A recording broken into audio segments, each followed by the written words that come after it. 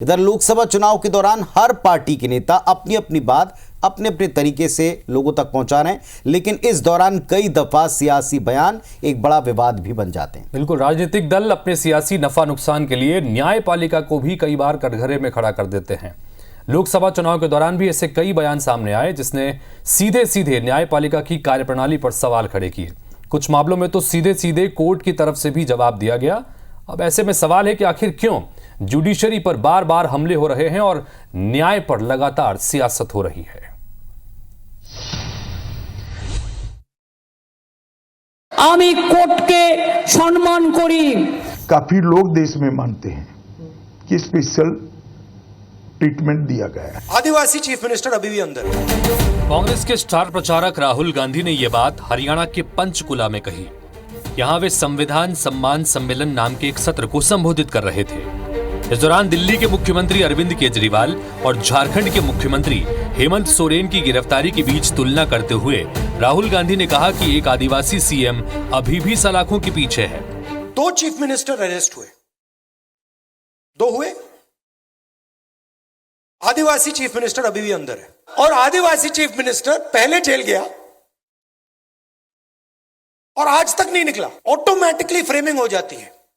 कोई ट्राइबल आदिवासी हो, दलित हो, पिछड़ा हो, उसकी फ्रेमिंग हो जाती है कि ये भैया ये है। दरअसल ये कोई पहला मामला नहीं है जहां न्यायपालिका पर सीधे सवाल उठाए गए। इस कड़ी में विपक्ष के साथ साथ सत्ताधारी दल के नेता भी शामिल हैं। हाल ही में दिल्ली के सीएम अरविंद केजरीवाल को अंतरिम जमानत दिए जाने के मामले पर केंद्रीय गृह मंत्री अमित शाह ने कहा कि केजरीवाल को जमानत देना एक सामान्य निर्णय नहीं था। शाह ने कहा कि देश में कई लोगों का मानना है कि केजरीवाल को विशेष तरजीह दी गई है। इस पर सुप्रीम कोर्ट ने कहा कि केजरीवाल को अंतरिम जमानत देने में हमने वही किया जो हमें न्यायोचित लगा। मैं मानता हूं ये रूटीन और नॉर्मल प्रकार का जुडिशियल जजमेंट नहीं है। काफी लोग देश में मानते हैं कि स्पेशल ट्रीटमेंट दिया गया है। इधर पश्चिम बंगाल में ममता सरकार के ओबीसी प्रमाण पत्र को रद्द करने के हाईकोर्ट के फैसले पर ममता बनर्जी भी भड़क उठी। ममता बनर्जी ने एक चुनावी रैली को संबोधित करते हुए कहा कि कोर्ट का आदेश नहीं मानूंगी और राज्य में ओबीसी आरक्षण लागू रहेगा। सबाई खराब नय, आमी कोर्ट के सम्मान करी, किंतु जे व्यक्ति এই রায় দিয়েছে যে ওবিসি রিজার্ভেশন থেকে মুসলিমদের বাদ দিতে হবে, আমি তাদের রায় মানি না, আমি মানব না। ওবিসি রিজার্ভেশন চলবে, এর জন্য উচ্চতর কোর্টে যেতে হলে যাব।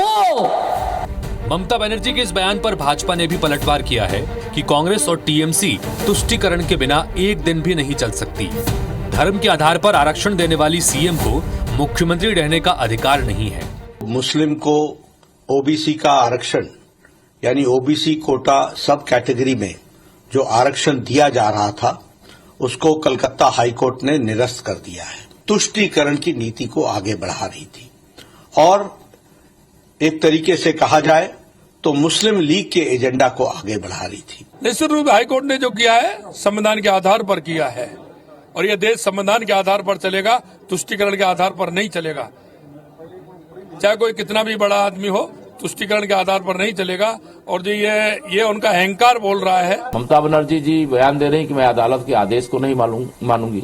संविधान पर की शपथ लेकर के संवैधानिक पद पर बैठ करके कोई राज्य का मुख्यमंत्री वो हाईकोर्ट का आदेश नहीं मानेगा तो उसे तो एक क्षण के लिए भी मुख्यमंत्री के पद पर रहने का अधिकार नहीं। कलकत्ता हाईकोर्ट ने धर्म आधारित आरक्षण पर जो निर्णय दिया है, निर्णय स्वागत योग्य है। निर्णय का स्वागत करते हैं और ये निर्णय जो मतलब धर्म आधारित आरक्षण देकर वोट बैंक की राजनीति करते हैं, तुष्टीकरण की राजनीति करते हैं, उनके गाल पर एक तमाचा है। कितनी बेशर्मी से वापस ममता बनर्जी कह रही मैं इस कोर्ट के फैसले को नहीं मानती, तो जनता सब जानती है, उनके बारे में जनता फैसला करेगी। भाजपा शुरू से इस बात को कहती आई है कि ये वो मानसिकता जिसके कारण से देश का अतीत में बंटवारा हुआ है। तुष्टीकरण ही कांग्रेस की, टीएमसी जैसी पार्टियों की खुराक और खाद पानी है।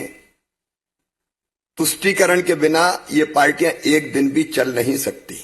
धर्म के आधार पर आरक्षण देने वाली मुख्यमंत्री को एक दिन भी पद पर रहने का अधिकार नहीं है। बहरहाल सियासी फायदे और वोट बैंक की सियासत के लिए राजनीतिक दल न्यायपालिका पर सवाल उठाने से भी गुरेज नहीं करते, लेकिन ये लोकतांत्रिक व्यवस्था के लिए बहुत घातक है, क्योंकि देश में आम लोगों का न्यायपालिका पर भरोसा कायम है और सभी की कोशिश ये होनी चाहिए कि ये भरोसा हमेशा मजबूत रहे। Bureau report, IBC 24।